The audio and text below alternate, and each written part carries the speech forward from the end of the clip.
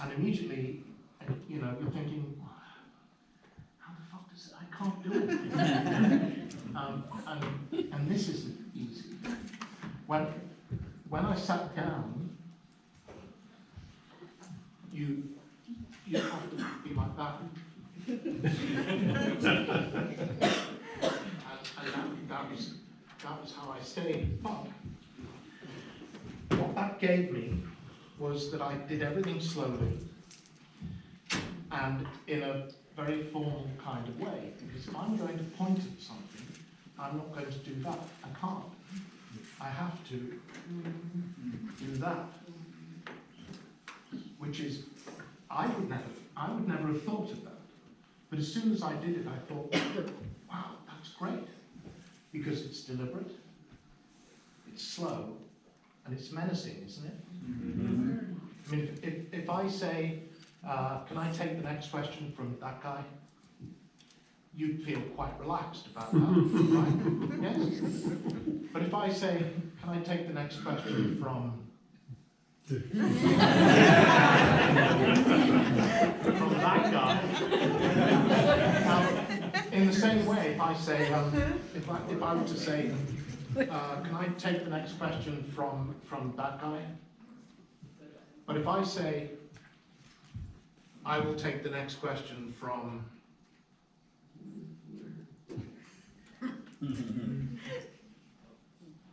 that guy.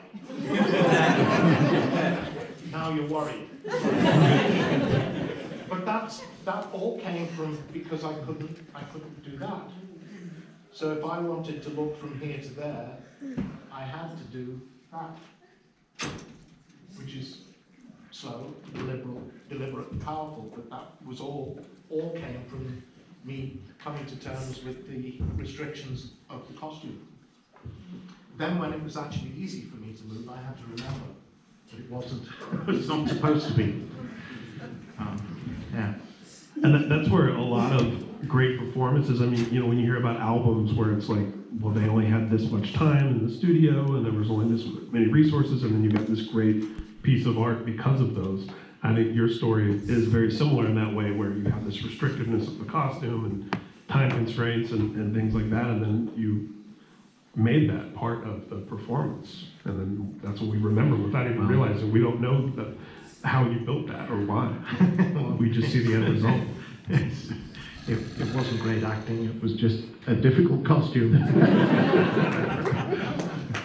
I would say it was all a combination of those things that came together to make for a performance we're still talking about now. We seem to have done something right. There's no question about that. And it's in an awful lot of directions. You know, when you start making a film, you don't know anybody. Nobody knows you. Sometimes members of the crew will know each other because they've worked on movies before, and sometimes you know other members of the cast. But very often you just don't. And sometimes everything comes together, and sometimes it doesn't all come together, and I've been in both, and Hellraiser was one of the good ones. And there seemed to be so many good employment decisions. Robin Vidgen, the director of photography, absolutely crucial. He is the reason, well, part of the reason that Hellraiser looks as good as it does. Clive didn't know what he was doing. I'm not saying that pejoratively at all. He had not directed on a grown-up film set. There is an apocryphal story, which isn't apocryphal, that he turned up on set on the first day and he said, "So, who's in charge here?" And there was a slightly uncomfortable silence, and Selwyn said, "You are, sir." And he had gone to Crouch End Library in the area of North London that we both lived in, North London at the time. He had gone to the public library to get out a book that he had had out before, but he wanted to read again, called, I'm not making this up, How to Direct a Movie. But somebody else already had the book out on loan, so he couldn't read it. Now, I said we'd worked together in the theatre for 10 years, and we did, we did extraordinary things on pocket money, driven by Clive's energy, Clive's vision, Clive's imagination, and our willingness to improvise and make things work. And I firmly believe that a lot of that energy carried into Hellraiser, and it's a lot of the reason why Hellraiser is so successful. Clive could have come up against a director of photography who would be what we call in England a job's worth,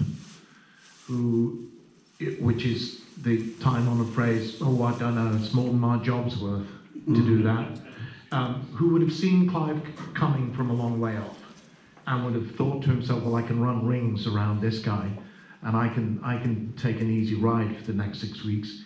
This shitty little horror movie, you know, what do I care? Robin met Clive head on, and there was a change, a point at which Clive could reference Renaissance paintings, great photographs. He would describe the atmosphere he wanted, what he wanted something to look like. And Robin would listen to him, and then he would say, well, okay, we can do that. But if we do that, we have to do that, and we have to do this, and we have to do that, and we do that, and we do this and that. And then you're going to want to come round and film, you know, and when you do that, we have to do this, and then that, and this, and that, and that. That's fine. We can do all that, but it's going to take a long time. And time is not your friend. And if you do all that, you're going to give yourselves problems later in the day when you come to, you know, all of those conversations will go on. At some point, Robin took Clive to one side and taught him lenses and lighting. And then I remember on set hearing a whole different tone. Now Clive's saying, Robin, can we pop a 34 on this and put a, you know, and I remember Robin saying, yeah, we can do that, and then muttering to himself, why the fuck did I teach this guy? Because now not only does he know what he wants it to look like, he knows how to make it look like what he wants it to look like. Bob Keane and the image animation team, all of the special effects team, their dedication in making the Cenobite makeups as great as they are. Jane's work I've already talked about. Clive's casting decisions through the movie are pretty faultless. Claire, you know, what a performance. Andy is perfect casting, because he's so brilliant as Larry, who is the ultimate lame-o, you know. And Andy has said that was very difficult for him. Frank was easy, but playing Larry was hard work. But the lamer he made Larry, the more successful it was when he got to, you know, all of this, come to daddy, all of that, you know. So all the way around, everything worked, it seemed to me, in Hellraiser. We had a damn good script to back us up, too. And I've always said the reason why it's a damn good script is because of the strength of the basic story.